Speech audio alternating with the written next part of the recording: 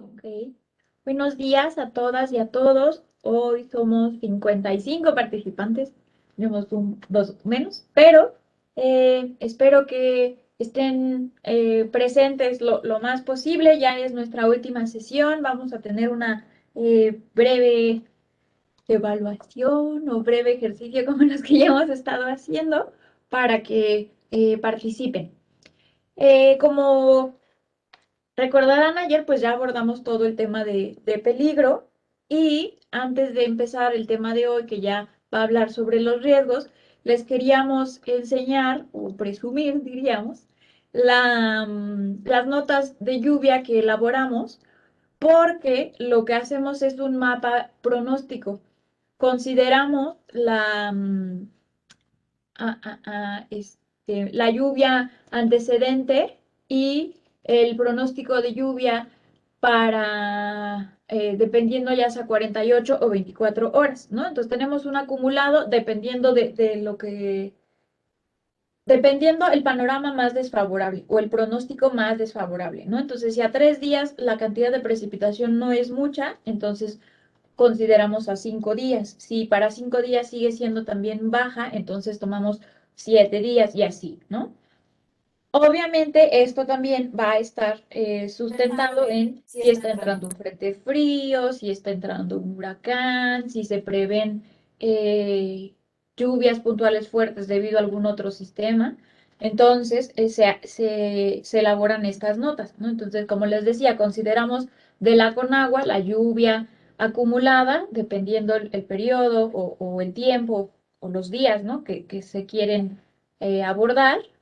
También se consideran los modelos, lo que decíamos ayer, tener un modelo o varios modelos, o si un modelo se comporta diferente, cómo se comporta el otro. En cuestiones de lluvia, esto ocurre muy comúnmente, ¿no? Y para nosotros a veces es incluso problemático, porque entonces un modelo, en este caso el europeo, por ejemplo, a lo mejor puede haber mucha precipitación para Chiapas, pero el modelo GFS, que también es el que usa eh, Conagua o el Servicio Meteorológico Nacional, a lo mejor ve menos. Entonces, siempre hay que tomar a lo mejor el escenario o el pronóstico más desfavorable para así poder contemplar qué municipios van a ser afectados o qué municipios tienen la posibilidad de ser afectados por estas lluvias. Esto se hace porque, como ya hemos visto, la susceptibilidad en nuestro país a inestabilidad de laderas es muy importante. Entonces, de esta manera, juntamos estos pronósticos con el mapa de susceptibilidad en la versión más reciente del 2020 y entonces vamos a tener estos polígonos de precipitación y lluvias pronosticadas en 48 horas. Y entonces lo que nos está indicando es que en la zona norte del estado de Chiapas, pues esperaban lluvias de hasta 250 milímetros, ¿no? Sin embargo, pues también hay otras zonas en Tabasco y hacia el este de Chiapas tenemos un pequeño, sí, una pequeña mancha en Oaxaca también, ¿no? Y entonces con esto, lo que vamos a hacer es un cruce de información que además en ARGIS o en QGIS, ¿no? En la tabla de atributos que se genere de esta unión del pronóstico y el mapa de susceptibilidad, nos va a decir qué municipios exactamente son los que van a salir o van a estar propensos a, ¿no? Y con esto, pues entonces ya podemos nosotros decir en específico para el municipio de bueno, ¿para qué les invento? Se los voy a enseñar. Ah, para el municipio de Tintalapa, que se espera una precipitación de 90 a 150, que tiene una susceptibilidad muy alta y que tiene tantas escuelas, tantos hospitales y tanta población, hay que estar en una alerta de peligro medio, ¿no? Pero, por ejemplo, para Tabasco, que sale. Ay, no alcanzo a ver TV. ¿Quieres que me salga de? No, No, no. El último municipio de Tabasco va a presentar una lluvia entre 150 y 250. También tiene una susceptibilidad muy alta. Entonces, este municipio va a tener un peligro alto. Y entonces ya con esta información, eh, cuando llega a los estados o cuando llega al municipio, entonces pueden ustedes tomarlo como un alertamiento y entonces poner a disposición a lo mejor algunos vehículos o estar pendientes de si ocurre sobre carreteras, porque ya sé que ese municipio, esta carretera en particular, siempre tiene problemas, o a lo mejor si varios municipios, en este caso de Chiapas, tienen un albergue, a lo mejor revisar que esté abierto ese albergue o que haya el personal suficiente. O sea, no se trata de hacerlo ya, sino de ir previendo que estas lluvias en 48 horas pueden causar un fenómeno, un peligro medio o un peligro alto, ¿no? Y recordemos que la inestabilidad de laderas, pues generalmente en carreteras lo que va a hacer es bloquear las carreteras, ¿no? Entonces no va a haber paso. Entonces hay que prever si esa comunidad tiene los suficientes recursos o el suficiente personal para responder en caso de que se presentara. Esta nota se envía a Senacom una vez que la realizamos nosotros, como les decíamos ayer, casi en tiempo real, es enviada a Senacom y luego el Senacom o la Coordinación Nacional de Protección Civil la distribuye o la envía a los estados que aparecen en nuestras tablas. En este caso no teníamos el muy alto, que sería el rojo, ¿no? Para el caso de que los municipios o mi estado apareciera en rojo, entonces sí ya hay que tomar otro tipo de previsiones. Ya no es solo saber si los albergues están disponibles, cuánta población, es incluso ya estar como los bomberos, digamos, ¿no? En cuanto suena la alarma es salir ya, ¿no? No es a ver, voy a ver si tengo el equipo, o sea, eso ya no puede ocurrir si tenemos una clasificación en rojo, ¿no? Entonces, bueno, les queríamos mostrar cómo se hace un mapa de peligro pronóstico, en este caso para inestabilidad de laderas por lluvias entre 24 y 48 horas. Entonces, bueno, en nuestro último tema de inestabilidad de laderas o relacionado con riesgo es la zonificación del riesgo o el multirriesgo. Va a ser casi igual que el peligro en el sentido de que puedo hacerlo para un solo riesgo o para varios riesgos, ¿no? Esto dependiendo de cuántos análisis de peligro tenga y cuántos sistemas expuestos estemos evaluando, ¿no? O revisando, ¿no? Entonces, bueno, como ya lo decía el ingeniero Lovaro, pues ya vimos la parte social, ¿no? Meramente social, que son los elementos expuestos, la estimación del grado de vulnerabilidad. Vamos a tener la función de peligro por exposición, por vulnerabilidad. Y entonces ya vamos a poder empezar a construir o terminar y desarrollar los mapas de peligro, ¿no? Que lo que van a hacer es una estimación del grado de pérdidas potenciales, una estimación del costo o valor de los elementos expuestos. Esto nos va a dar la evaluación del riesgo y posteriormente ya lo podemos cartografiar. Ya vi que algunos pudieron entrar a la página de Menti. Si pueden entrar, por favor, para hacer una nube de palabras, ¿no? Y más o menos ver o que ustedes me digan qué es lo que entienden por riesgo. Ya vimos en la primera presentación más o menos cómo va el concepto, de qué va, qué es lo que explica, ¿no? Pero yo quisiera que ustedes me compartieran que en dos palabras qué es lo que entienden por riesgo o qué es lo primero que les viene a la mente por riesgo. Si quieren, les damos unos segunditos más. La jalo, ¿verdad? ¿Jalas tú? Ah, perfecto. Todavía no hay muchos, así que podemos esperar un poquito. Ya cambió. Sí. En cuanto ustedes van metiendo palabras, la nube de palabras en Menti se va modificando. Y está interesante porque eh, probabilidad es la palabra más, ¿cómo se dice? Mencionada, votada. Sí, o lo corro al centro. ¿Puedo salirme o? Sí, Sí, sí, es que no me deja arrastrarlo porque como está Ah, ok, en mira, no me deja seleccionarlo. ok, ok. Un tantito. Sí, bueno, no se preocupen, yo les voy platicando cómo va el cambio. Sigue estando más votada probabilidad, ¿no? Un riesgo es una probabilidad. Ah, miren, ahí está. Perfecto, para que lo vayamos viendo todos juntos. Ahí está. Sigue probabilidad, daños, daño, ajá, fenómeno perturbador, mm, daño o pérdida, ok, condición, vulnerabilidad, pérdida, abstracción, ok. ¿Abstracción en qué sentido? ¿Quién puso abstracción? Coméntenos. Un escenario, sociedad, sí, involucra básicamente a la sociedad. Condición, probabilidad del desastre, sí, eso también es cierto.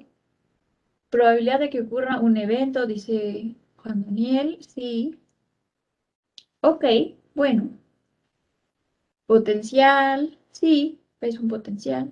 Ok, creo que todos estamos de acuerdo en que está asociado a pérdidas, ¿no? Y daño es una probabilidad de que una condición ocurra, ok, sí. No es un peligro propiamente porque ya vimos que es un peligro, pero por supuesto que está sustentado en los peligros, ¿no? Sí, esto también tiene que ver. Ok, muy bien.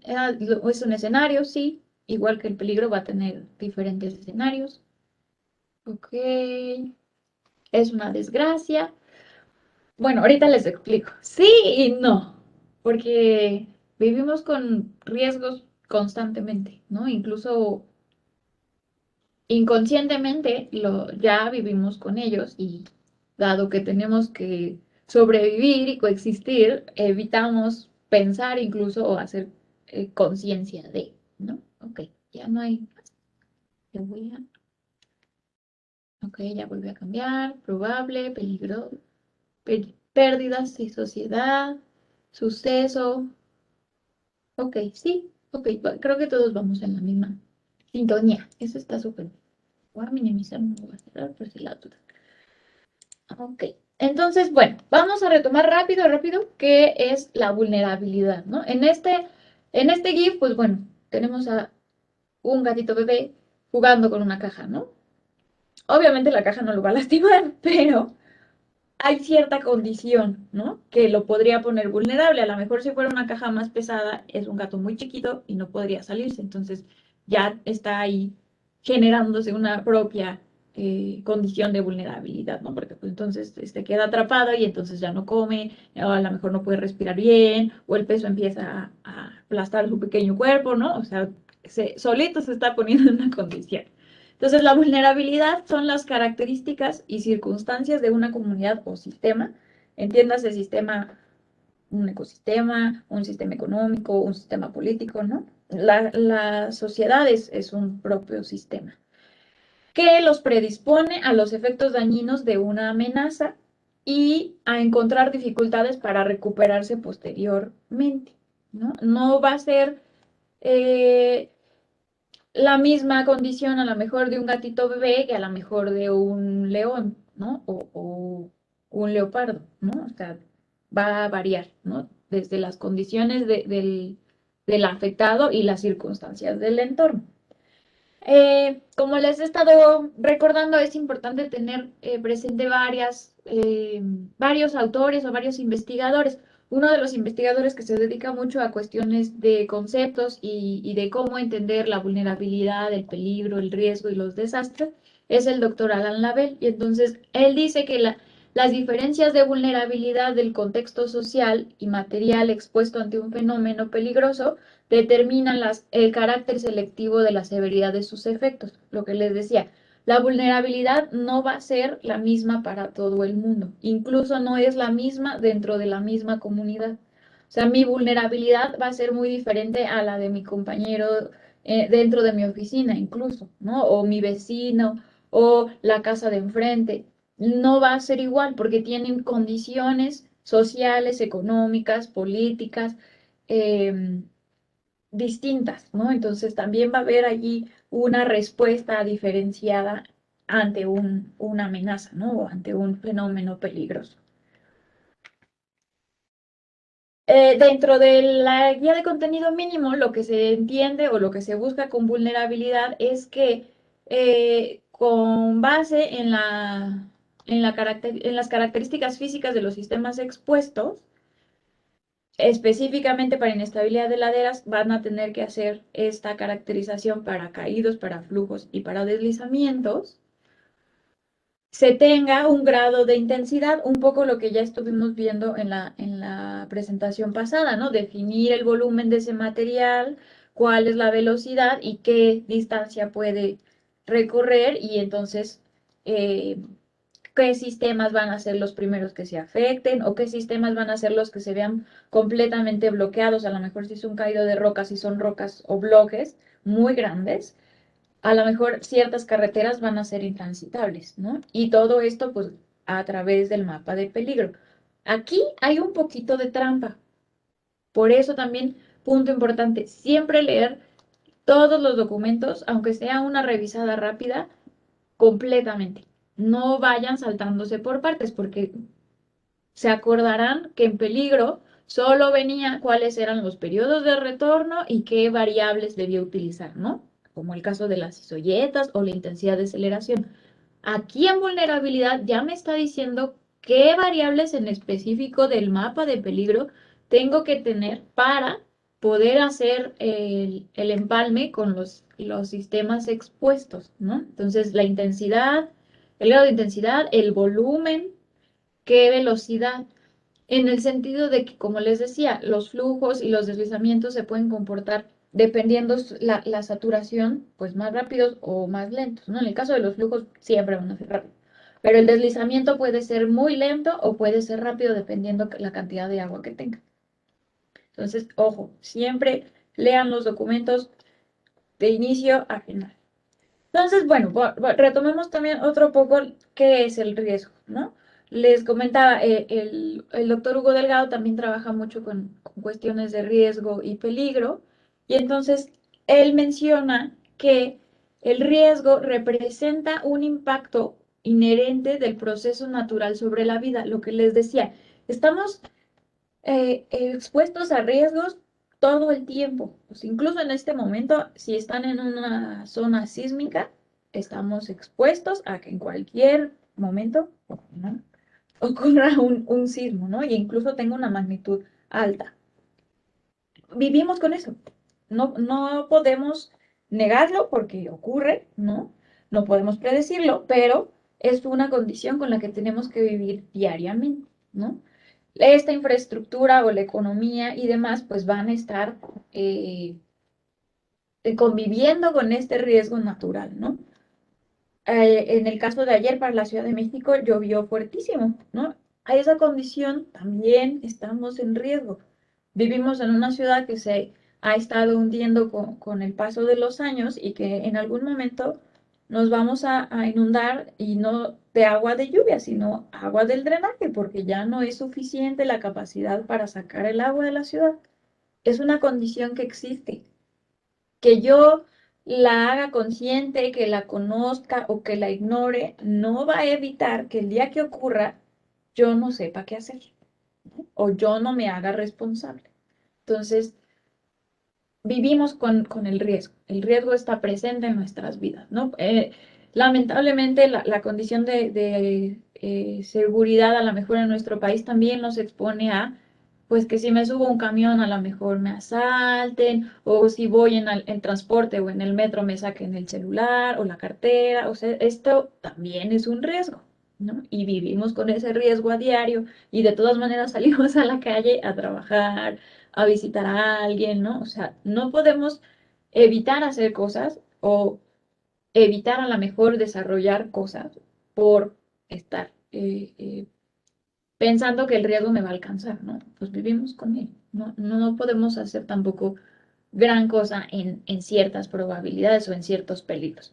Sin embargo, lo que sí tiene el riesgo es que como ya va a estar sustentado en varios escenarios de peligro, pues sí podemos empezar a generar acciones de prevención, campañas de concientización y entonces evitar que ese riesgo se convierta en un desastre. Entonces, sí, como mencionaban, es una probabilidad, es una posibilidad de que se presente un nivel de consecuencias económicas, sociales, ambientales en un sitio particular, en un periodo definido, porque ya lo estuvimos viendo también hasta el cansancio, los periodos de retorno, ¿no? Produciendo pérdidas o daños, también lo mencionaron muy bien, va a producir pérdidas y daños en el futuro, ¿no? Y estas pérdidas o daños pueden ser se pueden recuperar o se pueden mitigar muy rápido o se pueden ir acumulando, ¿no? Lo que decía también el ingeniero Leobardo. A lo mejor tengo varios eventos o varios, sí, eventos que me van ocasionando ciertos riesgos. Y si yo voy dejando que se queden allí las pérdidas, los daños, no vuelvo yo a reforzar el edificio o no le doy un mantenimiento o no doy a lo mejor algún recurso o algún curso o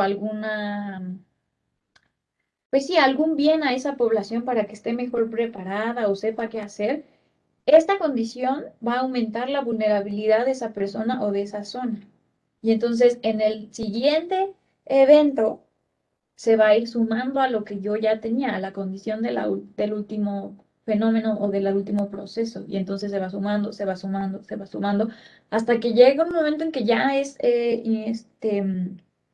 pues incosteable, ya no es socialmente, ya no es tolerable y entonces genera otro tipo de dificultades, ¿no? Y se presenta el desastre. También nos dice Alan Lavelle que el riesgo constituye una probabilidad de daños relacionados con la existencia de determinadas condiciones, lo que les decía, con ciertas vulnerabilidades y dependiendo también bajo qué consideración, ¿no? Desde lo individual, a lo mejor, que ya me ocurrió una vez, ¿no? Mi edificio, o sea, yo vivo en un edificio, pero un día llovió muy fuerte y empezó a llover muy fuerte y después empezó a granizar y granizó horriblemente, ¿no?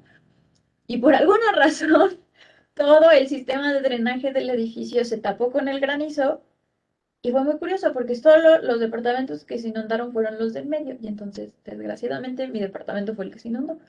Mi condición de vulnerabilidad y riesgo fue muy diferente al primer piso. El primer piso ni se enteró, ¿no? Y los pisos de arriba sí tuvieron un poco de borbollones en el baño, por ejemplo, o en la cocina, pero no se inundaron. Entonces, la condición para el mismo fenómeno fue diferente. Entonces, ¿bajo qué consideraciones o bajo qué ópticas o bajo el concepto de quién se va a revisar ese riesgo? Entonces, hay muchas variedades aquí. El riesgo es, en consecuencia, una condición latente, como les decía, per se natural de vivir en este planeta tan dinámico, sujeto a un análisis y a una medición, ya sea en términos cualitativos o cuantitativos. Todo lo que hemos venido haciendo es cuantitativo y cualitativo. Los mapas de peligro a eso nos han ayudado, ¿no? A ir definiendo cómo se va a hacer esa evaluación. Requieren de una evaluación de impacto de peligros, ¿no? Pero ya estamos hablando del impacto de esos peligros en específico, ¿no? ¿Qué zonas me van a presentar una inundación? Que además si hay un deslizamiento, entonces no voy a poder llegar a ayudarlos. O si es por sismo, entonces me voy a quedar sin luz. ¿Cuánto tiempo me voy a quedar sin luz? Y entonces, ¿cuánto tiempo el hospital va a necesitar una planta, ¿no? Por ejemplo. Y entonces, bueno, lo que ya habíamos dicho también, los desastres son una construcción social, porque ya les dije que si no atendemos esa condición de riesgo de inicio, dejamos que haya pérdidas y daños y luego vuelve a ocurrir y luego, bueno, ya no es deslizamiento, fue inundación y luego ya no es inundación, fue otra vez deslizamiento y entonces no atendí nada de eso, se va a generar el desastre, ¿no? Entonces, bueno, son las condiciones propicias de vulnerabilidad, se potencializa y se dispara por fenómenos o procesos naturales, tecnológicos o alguna actividad antrópica, causando pues alteraciones ya muy graves, extendidas, o sea, la condición de riesgo o del desastre puede durar mucho tiempo. Y si no me creen, pues dense una vuelta alguna vez en la Ciudad de México y vayan a ver los edificios del sismo del 17, del 2017. Hay muchos edificios que siguen en obra negra. No hay eh, manera de acabarlo porque requiere, pues no solo de dinero, sino de muchas otras cosas, de cuestiones políticas, de cuestiones sociales, de intereses. Es muy difícil salir de una condición de desastre, ¿no? Y más si no se tienen las capacidades, eh, incluso sociales y de elementos políticos suficientes, ¿no? Rebasan las capacidades de respuesta de la comunidad y esto pues debido a que no hay un entendimiento 80% de las amenazas o de los peligros, no hay una planeación, o bueno, sí hay una planeación, pero no hay un seguimiento de que se cumpla, o a veces sí te doy permiso y a veces no, no hay una acción preventiva, no hay una educación o una cultura del riesgo, entonces esto va aumentando nuestra vulnerabilidad. Es la concreción o actualización de condiciones de riesgo preexistentes, lo que les decía, ya hay ciertas condiciones. En los cursos, a lo mejor hay gente que ya ha tomado con nosotros otros cursos de inestabilidad de laderas y en esos cursos yo siempre les he dicho, vivir en una ciudad implica riesgos, cualquier tipo de riesgo, natural, físico, digo, tecnológico, ¿no? O antrópico, el que ustedes quieran. Vivir en una ciudad implica que uno asuma que va a estar en riesgo a N cantidad de cosas, ¿no? Incluso dos fenómenos al mismo tiempo pueden ocurrir. Aquí me ha pasado que ha temblado y además te tienes que salir y está lloviendo, ¿no? En pandemia, además, ¿no? Entonces, estamos expuestos a muchas cosas. Estos impactos a veces ya son inevitables, ¿no? Porque les digo, ya generaste una condición no de un día o dos, de años. Entonces, Alan Lavelle también tiene varios artículos donde dice que la construcción del desastre es histórico, no es en una hora, es histórica las condiciones que lo propician. Requiere una respuesta inmediata, no es nada de que, ay, sí, mañana, ay, sí, hoy no tengo el vehículo, vamos otro día.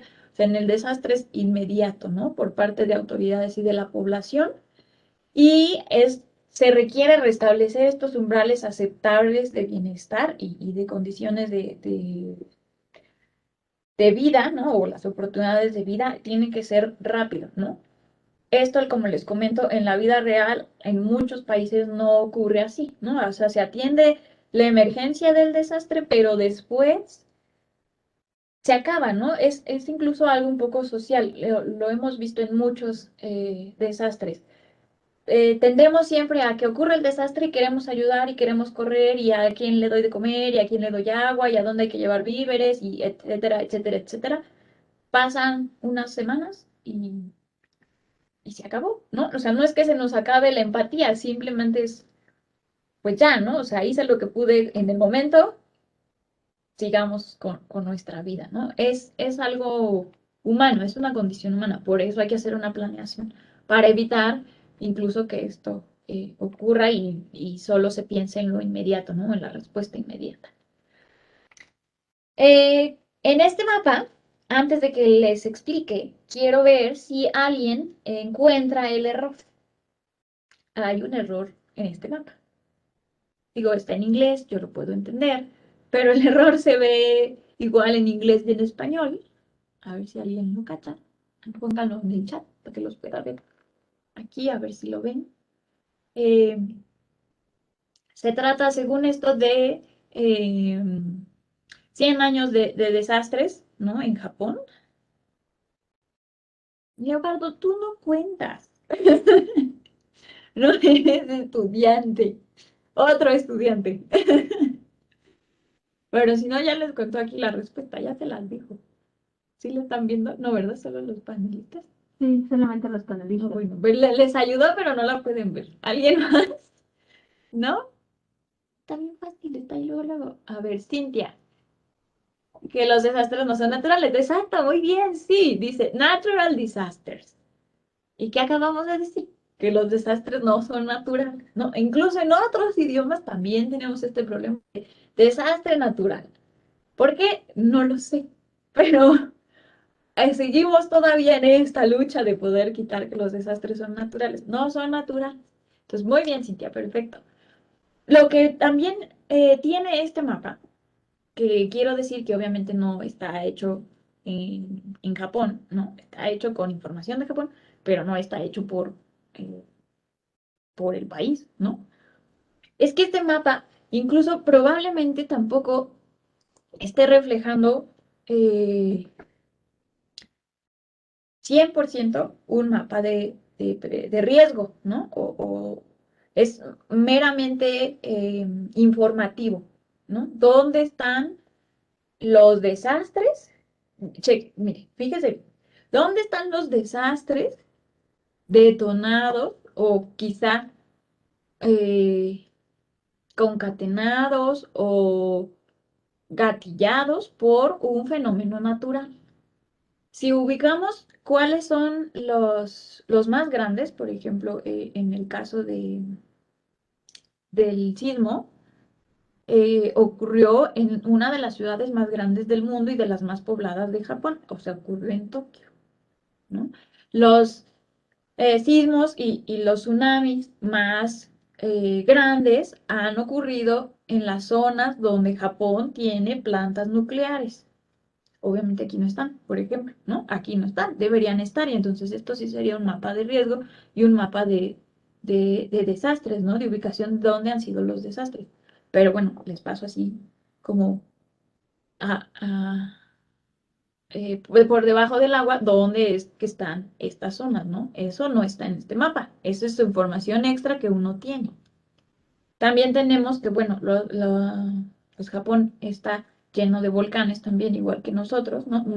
Mucho más activos quizá que nosotros, pero también las zonas donde hay más volcanes, también son zonas donde hay ciudades muy grandes. Entonces, ¿cuál desastre natural? ¿No? No hay como tal una condición de desastre natural. Isaac dice, ¿estará relacionado con la construcción sociocultural del riesgo en cada país, la construcción del concepto del riesgo a partir del propio lenguaje? Sí, así es. Para Japón, fíjense, es completamente cierto, Isaac. Es cultural. Para Japón, desde, sí, digamos que Japón es como un niño, ¿no? Tomémoslo como un niño. Desde muy temprana edad, Japón entendió que pues le temblaba, ¿no? Y que el hecho de que temblara no era solo que temblara, sino que le producía incendios, le producía tsunamis y entonces eso le provocaba inundaciones y que este tipo de otros fenómenos producidos por el sismo dejaban incendios, dejaban ahogados, dejaban gente atrapada, ¿no? Y como les digo, tomamos a Japón como un niño. Desde temprana edad dijo, no me puede ocurrir esto. Entonces empezó a analizar cada uno de sus sismos y ver cuáles eran los otros fenómenos asociados.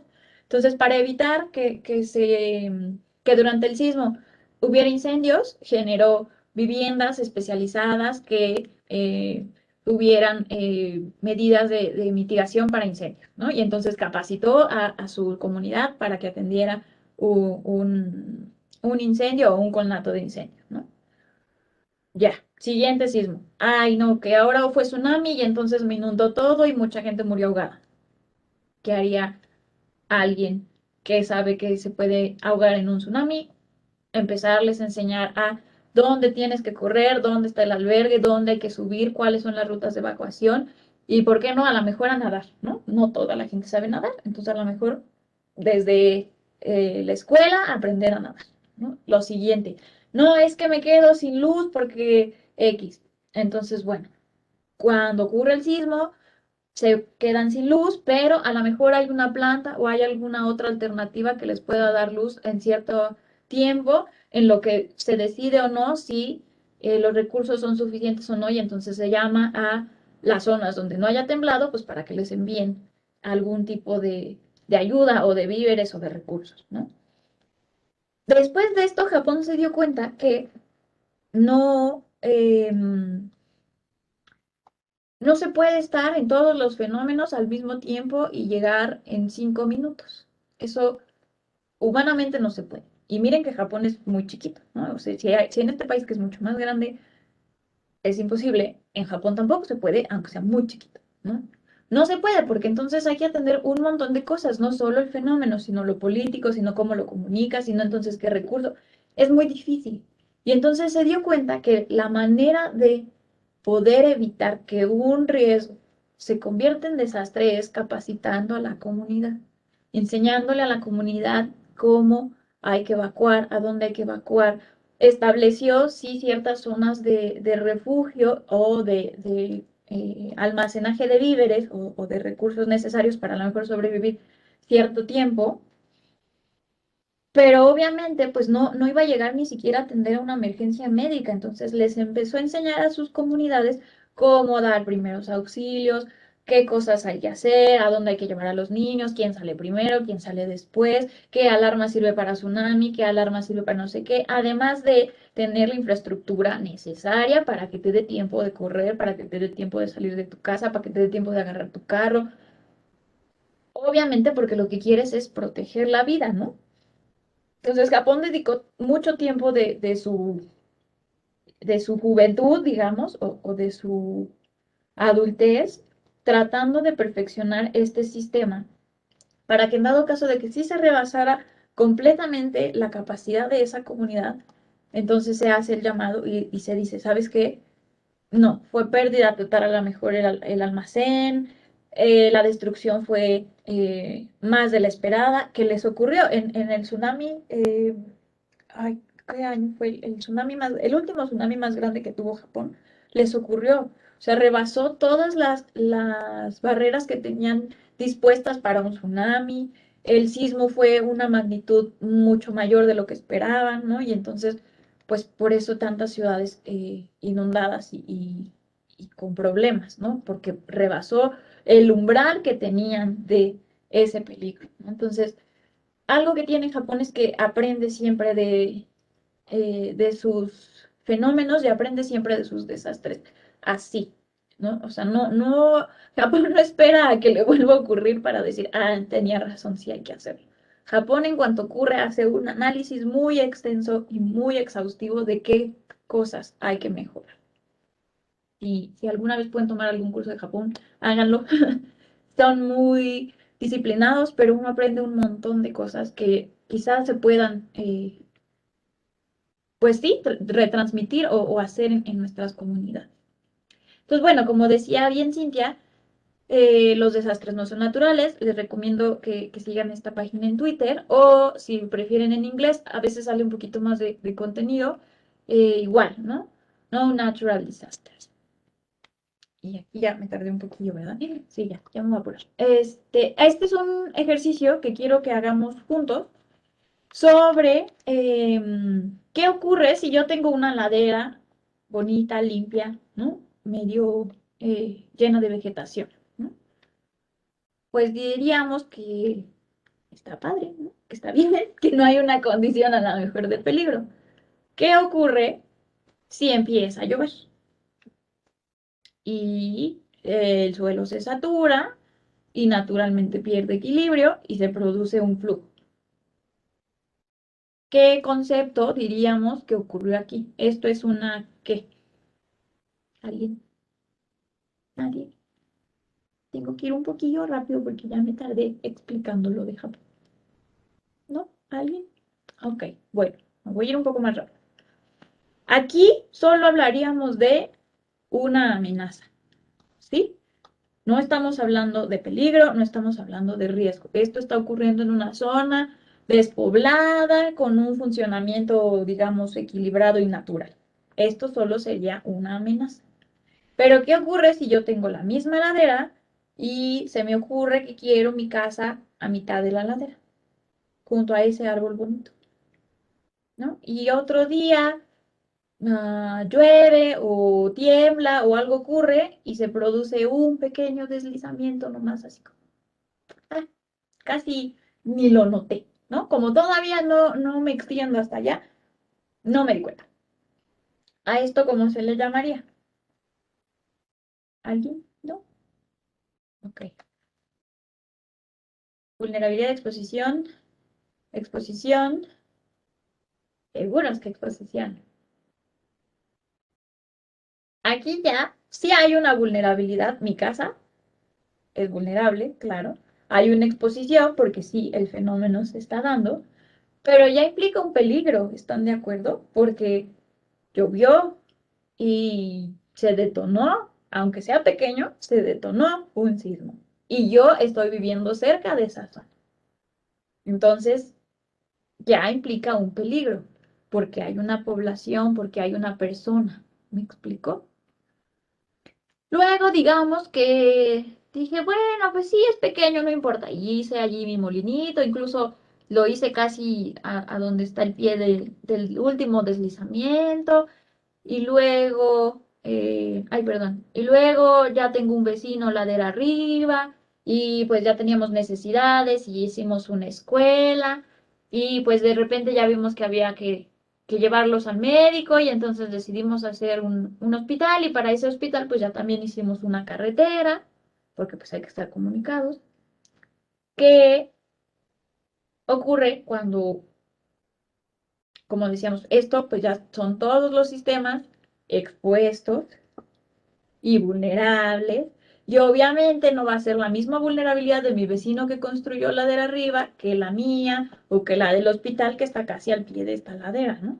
O de la carretera. No va a ser la misma, acuérdense. Entonces digamos que ya todo está bien, hay un día muy bonito y entonces un día empieza a llover, ¿no? Y llueve tan fuerte que se produce un flujo de lodo. ¿Esto qué sería ya? ¿Alguien? Un riesgo. Sí, muy bien, Junet. Muy bien. Esto ya sería un riesgo.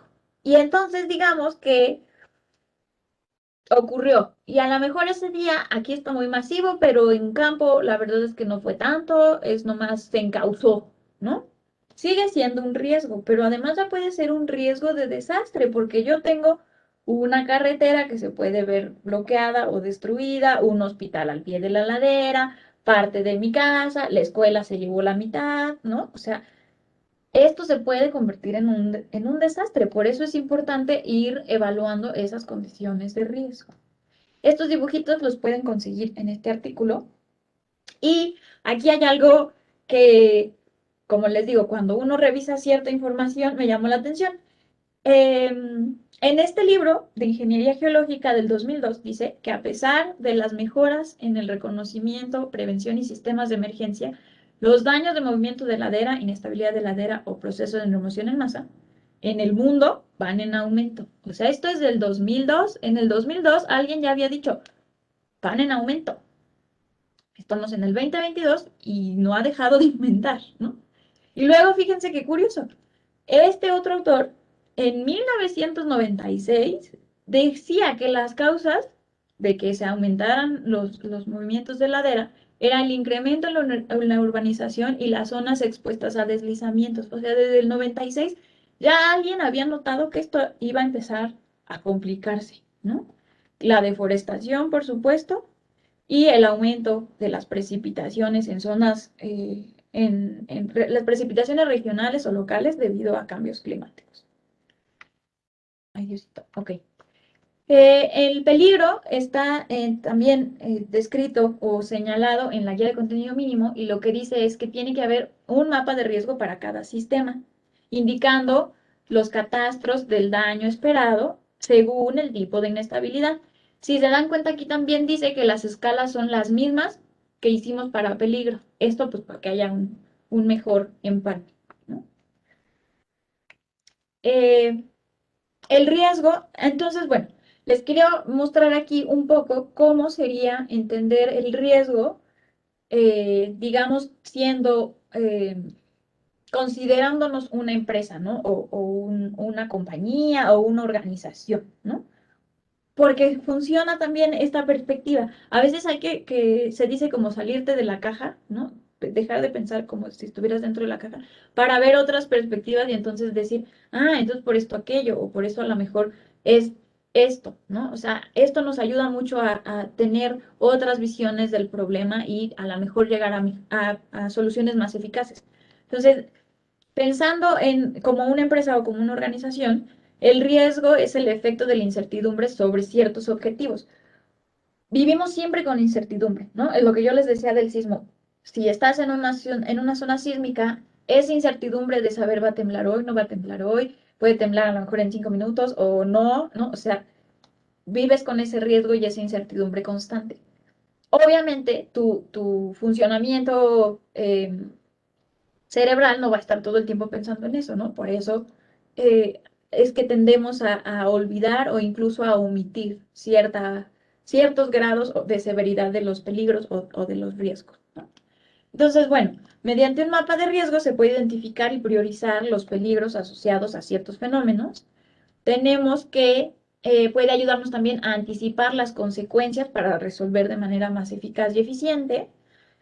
Puede aclarar el pensamiento sobre la naturaleza y el impacto. Una vez que yo ya estoy viendo mi peligro sobre los sistemas expuestos, entonces ya tengo un mejor panorama de lo que puede ocurrir, ¿no? O de lo que va a ocurrir. Y se mejora el modelo de evaluación. Y por supuesto, pues bueno, eh, hay una tendencia en los últimos años de que no todo está perdido y no hay que verlo todo negativo, sino aprovechar y verlo como oportunidades, ¿no? Si algo no existe, es una oportunidad para crearlo. Si algo no funcionó, es una oportunidad para mejorar o encontrar otra solución, ¿no? Estamos en este eh, camino de todo es una oportunidad, ¿no? Por eso luego tanto emprendedor. Entonces, bueno, les quiero... Ay, chispas. Ah, me voy a salir tan... Ay, perdón. Es que esta imagen quedó... Ah, no, sí. Perdón, sí. Vamos bien. Ay, lo siento. Se me fue con esto del tiempo. Sí, y vamos aquí. Sorry. Ay. Perdón. Sí. Entonces, bueno, ¿cuáles serían los pasos a seguir para construir un mapa de riesgo? Obviamente, ya lo vimos ayer, hay que hacer una estimación, una evaluación o una valoración del peligro, ¿no? Hay que definir, bueno, y esto, de acuerdo a este diagrama, quiere decir que ya tenemos un conocimiento de, de que estamos expuestos, ¿no? Y entonces hay que tener información de ese peligro, hay que hacer observación, vigilancia, análisis, una predicción y las representaciones cartográficas para no especialistas, como lo vimos ayer. También hay que tener una identificación y evaluación de la vulnerabilidad, lo que ya vimos hace un ratito. Esto porque hay que definir cuál va a ser el grado de exposición y vulnerabilidad, cuántas personas, cuántos hospitales, cuántas escuelas, cuántas carreteras no van a estar funcionales o cuántas sí, ¿no? Y cuánto recurso tengo que destinar para qué cosa. También vamos a tener que hacer una estimación a partir del costo. Aquí sí es importante tener en cuenta los recursos que se tienen y los recursos que se pueden necesitar, ¿no? El valor de qué cosas a lo mejor funcionarían para resolver y qué cosas tal vez en la primera etapa no, a lo mejor después. Requiere una evaluación de cada riesgo y consecuencia individualmente. O sea, a pesar de que yo pueda en algún momento juntar un mapa de susceptibilidad con lluvias y con sismos, es importante evaluar esas consecuencias individualmente, ¿no? Porque que se detone por sismo una inestabilidad, además, pues me va a dejar daños en viviendas, que obviamente yo no puedo confundir, o bueno, puedo confundirlo y por eso tengo que tener presente qué tipo de daños pueden ocasionar los sismos y qué tipo de daños ocasionan las inestabilidades de ladera, ¿no? Entonces sí es importante tener claro esto y analizarlo individualmente para decir, esta vivienda se dañó por el movimiento sísmico o esta vivienda está presentando daños porque la ladera se está moviendo a raíz o a consecuencia del sismo.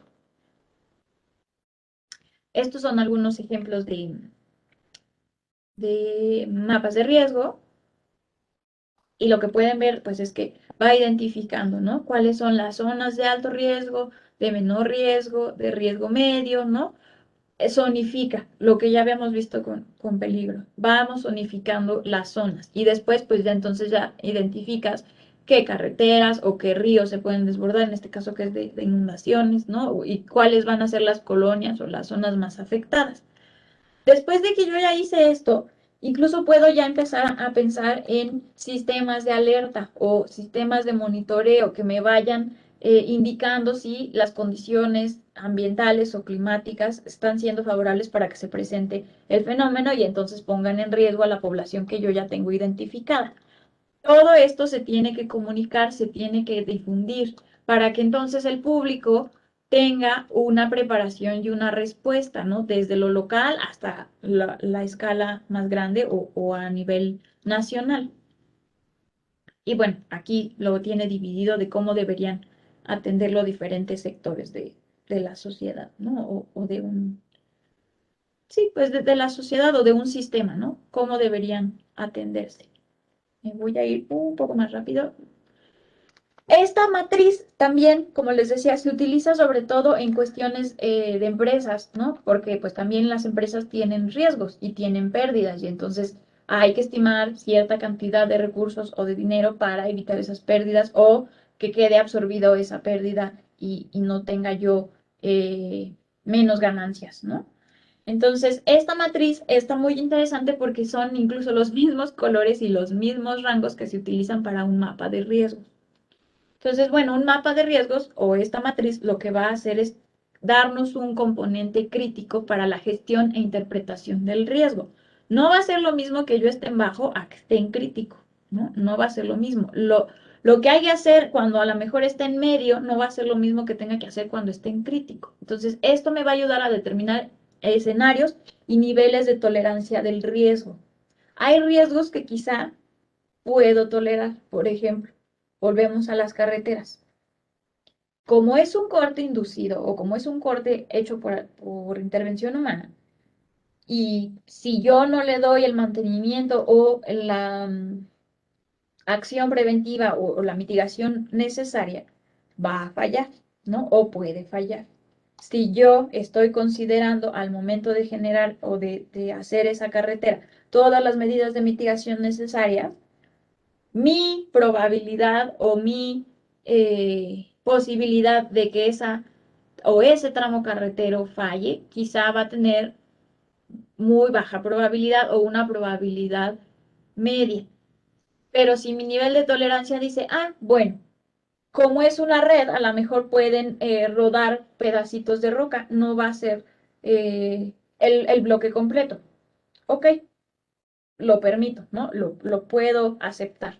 O a lo mejor dices, bueno, no voy a poner como malla, sino a lo mejor que la red, hay unas redes especiales que cuando cae el bloque o cae el pedazo de roca un poco más grande, queda allí y como que, como si fuera un trampolín, ¿no? La sostiene, ¿no? No cae directamente ya hacia la carretera. Me puedo yo permitir cierta tolerancia porque estoy considerando que ese material va a resistir tantos kilos o va a resistir tanto peso o lo que sea, ¿no? Es un nivel de tolerancia que yo tengo que empezar a establecer ya que hice mi mapa de riesgos, porque ya puedo permitirme ver dónde está qué cosa. Va a priorizar hacia dónde voy a mandar esos recursos, ¿no? Y dónde puede estar, eh, sí, dónde van a ser las zonas que van a presentar estos daños. Y entonces yo digo, bueno, aquí se ocurre un flujo, lo que va a pasar es que también ladera abajo se me va a inundar, entonces hay que mandar a lo mejor aquí tanto personal o tal recurso o tal herramienta, ¿no? Que a veces también ocurre. Si la roca es muy grande, pues no hay manera de moverla, entonces necesitas maquinaria pesada. Y bueno, pues vamos a poder empezar a vislumbrar o ver las consecuencias, ¿no? Por ejemplo, lo que les decía, ¿qué ocurre si una carretera se queda bloqueada y entonces ya no puedo llegar al hospital o ya no puedo llegar a la escuela o em, ay, se me fue, sí, las escuelas sirven como albergues, ¿no? Entonces, si ya no puedo llegar al albergue, ¿qué va a ocurrir? Entonces, bueno, esta tabla o esta matriz tiene dos ejes, ¿no? En el primer eje, pues tenemos lo que es la probabilidad, que quiere decir cuándo va a suceder esta inestabilidad o este fenómeno. Y entonces, pues bueno, si es inminente, sucede más de una vez al año, ¿no? Entonces ya andaríamos por aquí, ¿no? Si ocurre a lo mejor remotamente o ocasionalmente, a lo mejor cada 10 o cada 5, vamos a andar a lo mejor por por esta zona de aquí, ¿no? Si no, a lo mejor, como les decía, no, en mi municipio nunca van a ocurrir inestabilidad de laderas, ¿no? O nunca va a ocurrir un caído. Ah, bueno, entonces a lo mejor vamos a andar por aquí, ¿no? Si es muy plano, probablemente, o no probablemente, más bien, usted va a estar, ahora es casi casi como en los mapas, usted está aquí. Si es plano, usted está aquí. Si no, y a lo mejor tengo laderas no muy inclinadas, pero si yo las modifico, a lo mejor la cuestión ya va a empezar a incrementarse, ¿no? Para esto también nos sirve este tipo de matrices. El otro eje, que es el de impacto, pues nos habla de la pérdida, ¿no? Y entonces va desde lo grave hasta lo insignificante o lo bajo, ¿no? ¿Y esto qué quiere decir? Vamos a monetizarlo, ¿no? Pensando en dólares, ¿no? Aquí les dejo la conversión, ¿no? De cuántos son los dólares hasta ayer a las 9:55, a cómo estaba el, el dólar a pesos. O sea, toda esta cantidad de dinero significaría un impacto grave, ¿no? O sea, digamos que llueve torrencialmente porque hay un huracán y tengo un impacto grave y entonces eso significa que es una probabilidad inminente y entonces me va a generar toda esta cantidad de dinero en, en resolver en atender esa emergencia. Ah, también lo que nos va a decir, pues, es ya el nivel de riesgo, ¿no? El propósito es apoyar la toma de decisiones, determinar cuándo se requiere una acción adicional, ¿no? Entonces, ¿qué se necesita? Si es un riesgo crítico, como les decía, es muy grave y además ya es inminente, hay que darle un tratamiento de forma inmediata, ¿no? Si ya contemplé que esta zona requiere una medida de mitigación, a lo mejor el tratamiento puede estar en un rango medio y se debe llevar a cabo en los próximos 3 meses, ¿no? O antes de que llueva. O si ya vi que durante la temporada de lluvias este camino o esta carretera o esta zona se pone fatal, entonces cuando acabe la temporada de lluvias, iniciar el proceso de mitigación. Y bueno, pues si estamos en muy bajo, pues entonces no se requiere o no se va a requerir un tratamiento.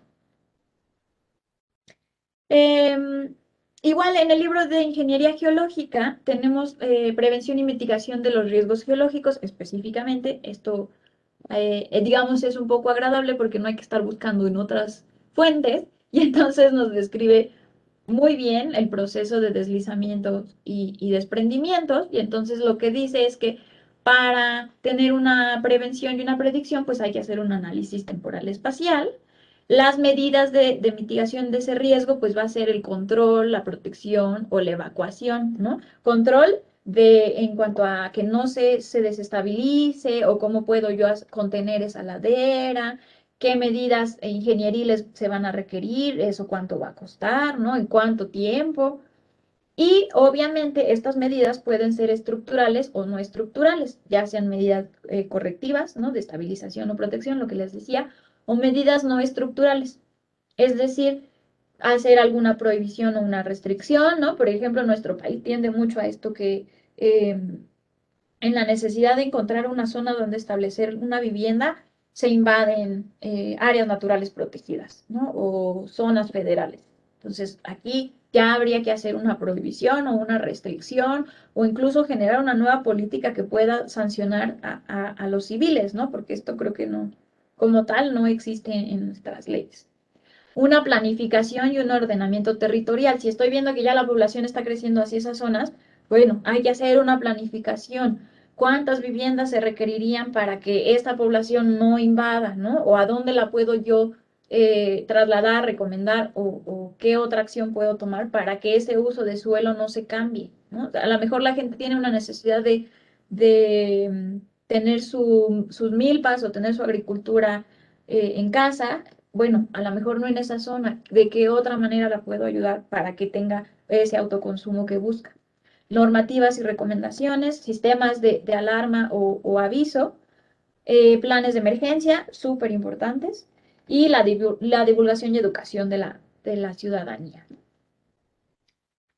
Ah, Entonces, bueno, lo que les decía, los mapas de riesgo nos van a ayudar a tener una mejor o van a facilitar la comunicación interna entre los diversos sectores, instituciones, incluso municipios, ¿no?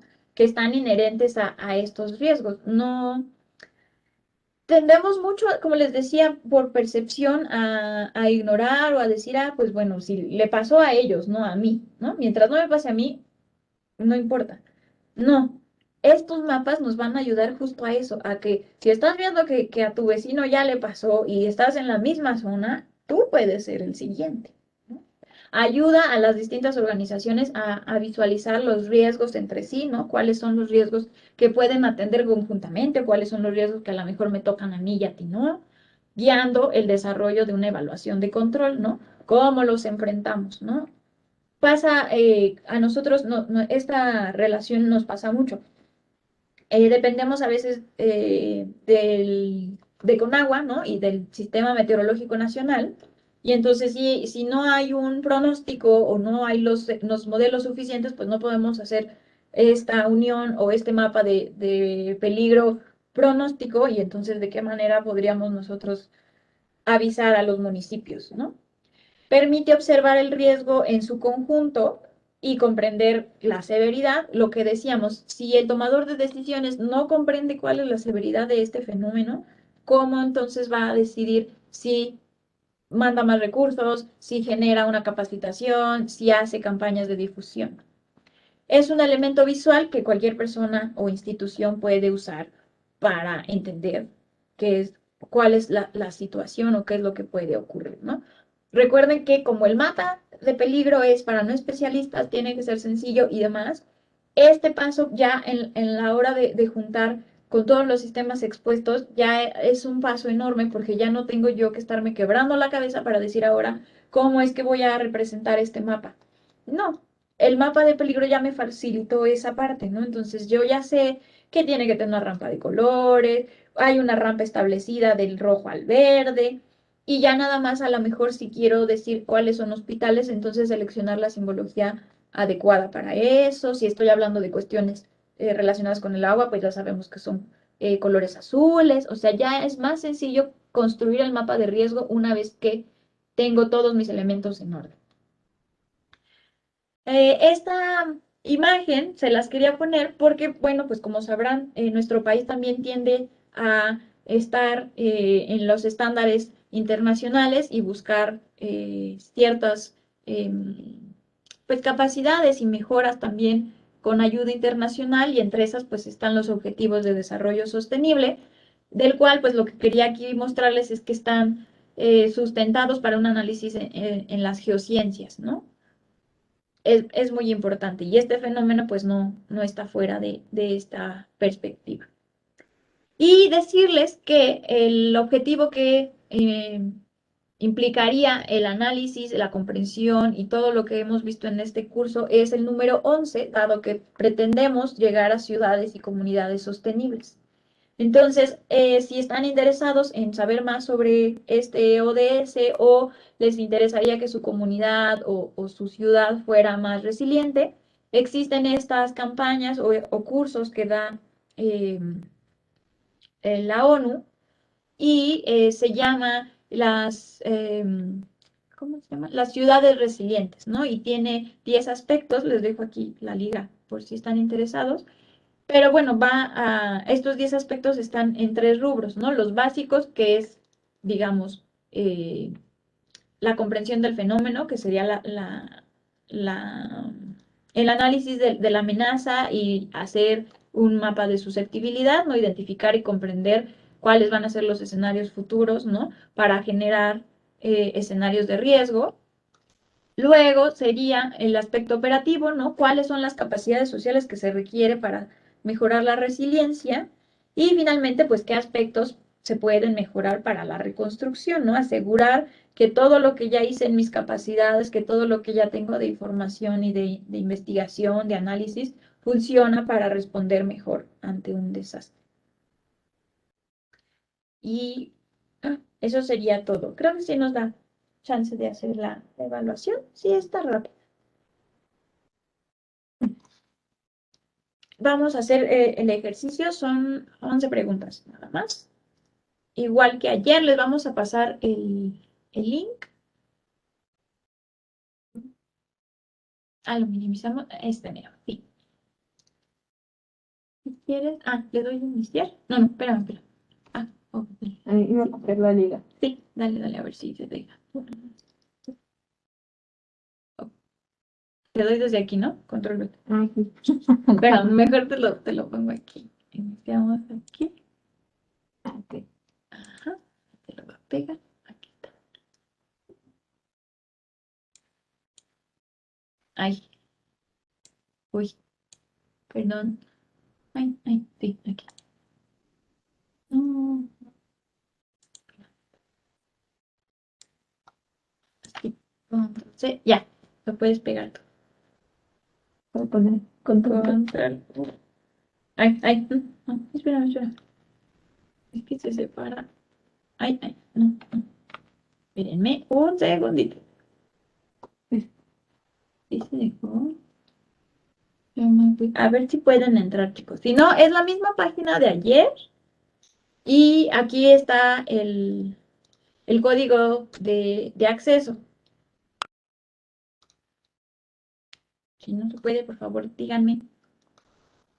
Ya no estamos ya sobre el tiempo. Y Salvador me va a venir a correr.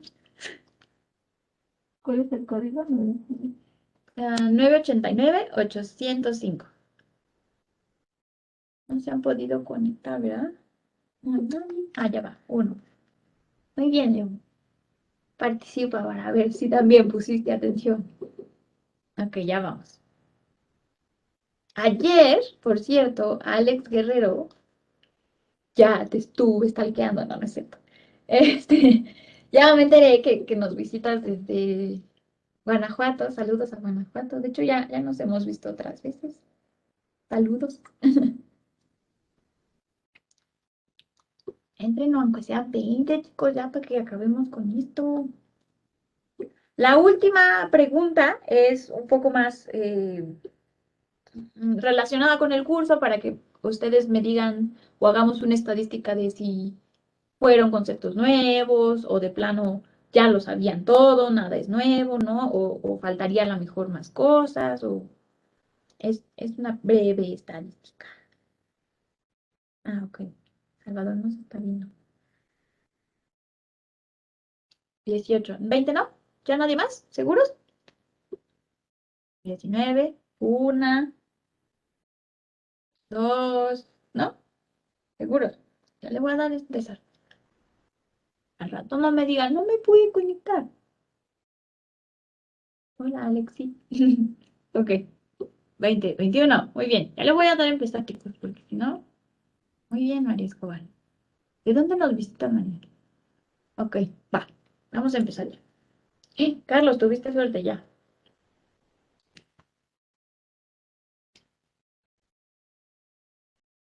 ¿Cuáles serían los componentes aquí del riesgo?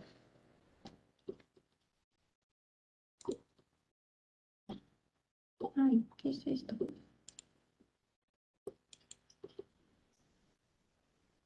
Muy bien.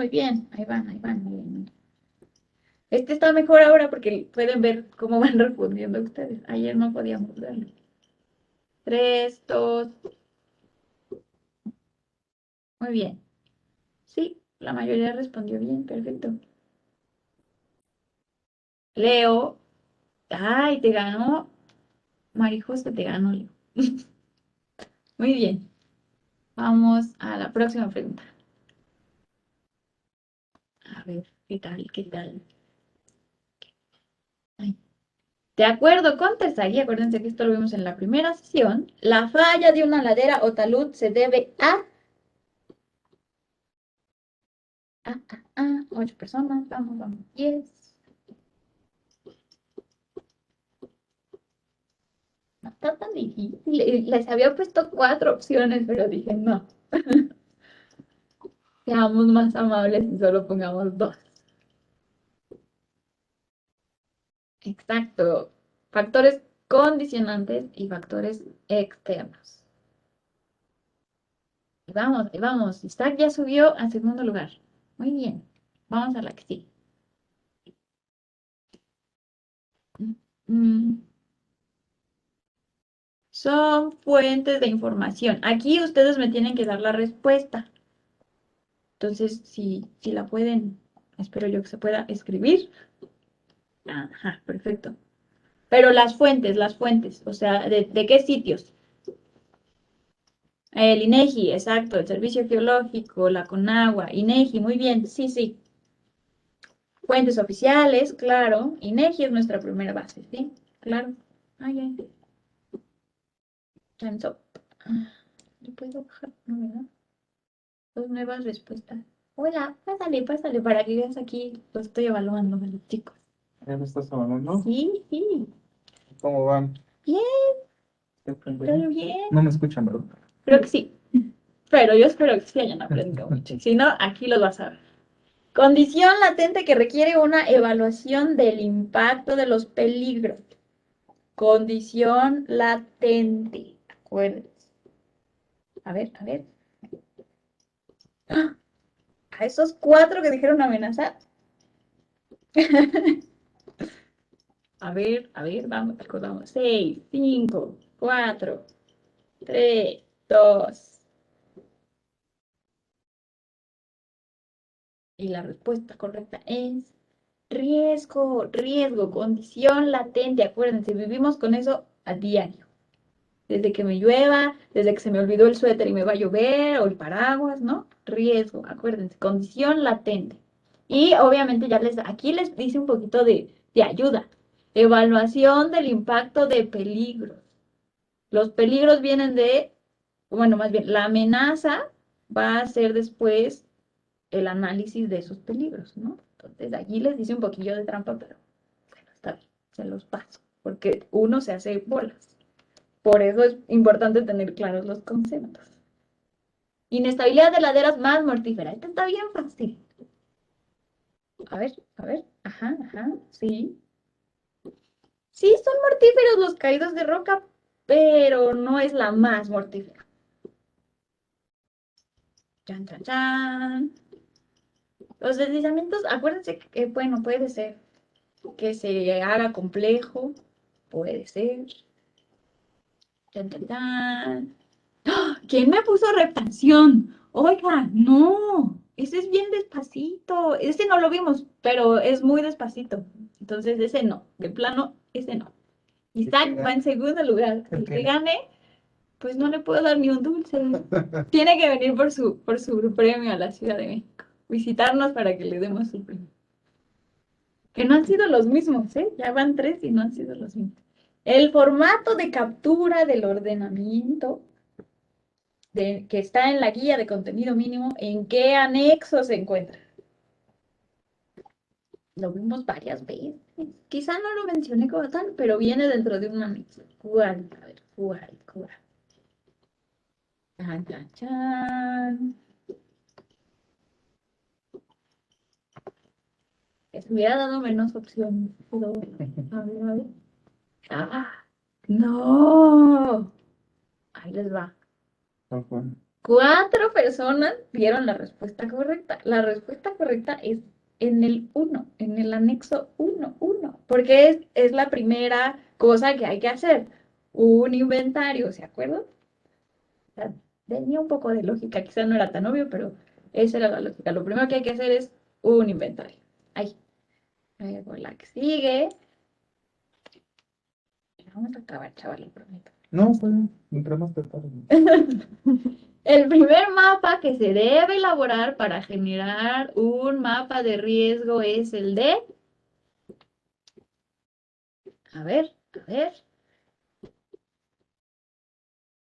Chaca, chachan, chaca, chaca, chachan. Ya estamos hablando del mapa de riesgo, ¿eh?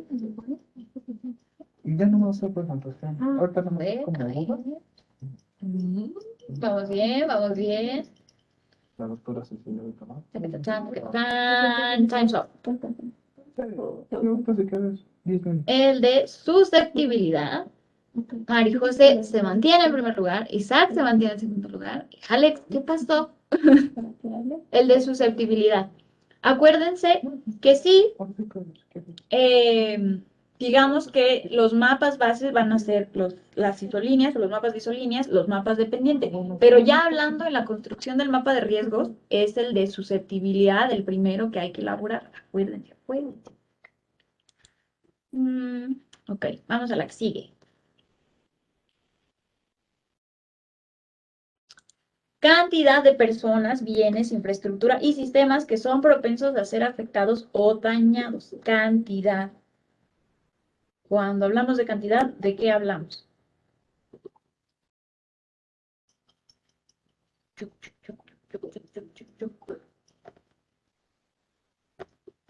Sí tiene que ver con el riesgo, pero estamos hablando de cantidad propensa. ¡Chacachachán! Leaderboard. Leonardo Álvarez, muy bien. Y tiene que ver con la exposición, exacto. Próxima pregunta.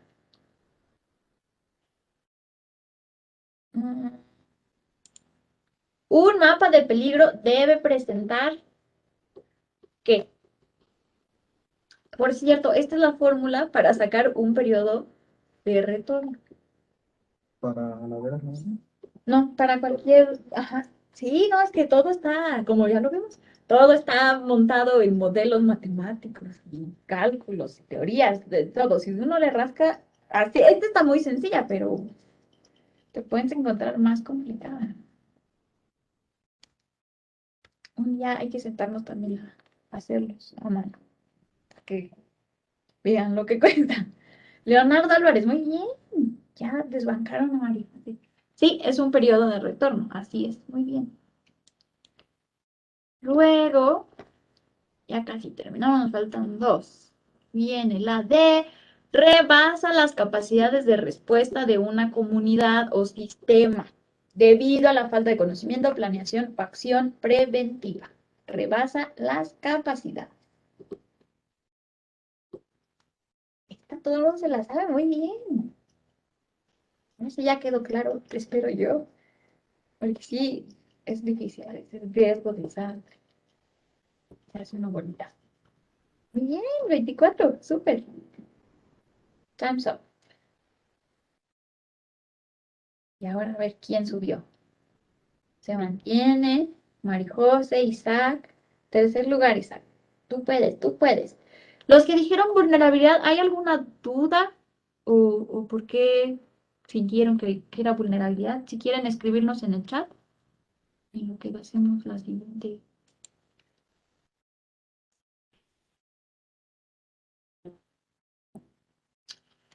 Los casos documentados para el inventario se consideran para un periodo de... ¿Se acuerdan que lo vimos esto? Lo vimos en las primeras clases, pero sí es importante tenerlo presente cuando hacen su atlas.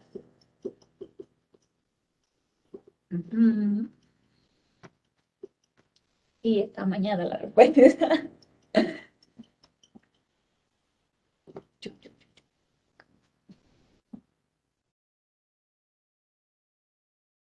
Tan, tan, tan. Se mantiene. Juan Carlos había subido. ¿Cómo? ¿Cuál era? La de no menor a 10 años. Sí, pusieron mucha atención. Míralos, míralos. Ya, esta última es la pregunta que les decía, que va a ser como una encuesta. Entonces, esto ya es a su consideración personal, digamos. Considero que aprendí cosas nuevas que me permiten entender mejor los conceptos, o de plano, nada es nuevo, lo sé todo. Se vale decir, no, pues no hizo falta. Y está bien, así aprendemos nosotros, ¿no? Sí, también, no me gustó la exposición, eso también es válido. Ay, de verdad, chicos, todo les gustó y aprendieron todo. Súper. Ahora sí va a exámenes, que allí sí nada de error. Ah, sí. Muy bien, pues está padre que sí sean aprendan nuevos conceptos o les quede más claro. Eso, al menos a mí es muy gratificante decir, ay, por fin entendí esto que nunca había entendido. Sí, a veces eso es muy gratificante personalmente. Bueno, eso sería ya todo. Sí, salí, ya. Muchas gracias por participar. Si tienen más dudas, las pueden poner en el chat y las podemos resolver. Ah, miren, aquí por eso me gustaba esta, porque aquí dice quién quedó en primer lugar finalmente. Desbancaron a Leonardo. Oh, qué mal. La pregunta más difícil dice que fue la número 6. La pregunta más larga igual fue la número 6. Y dato interesante, una pregunta tenía una precisión de menos del 40%. Ah, chis, ¿cuál fue? Ah, ¿a poco? La primera. Mira, estaba bien fácil porque nada más había que poner P y B. Pues ya les había dado la E. Pero bueno, de eso se trataba, de que no se durmieran para allá la última parte. Pues muchas gracias. Cualquier cosa, pueden seguirnos escribiendo en el chat o tienen nuestros correos o pueden incluso mandar sus dudas o pueden visitarnos, ¿no? Los ganadores pueden venir por su premio a la Ciudad de México y preguntarnos en vivo lo que necesiten. Muchas gracias. Cuídense mucho, estamos pendientes.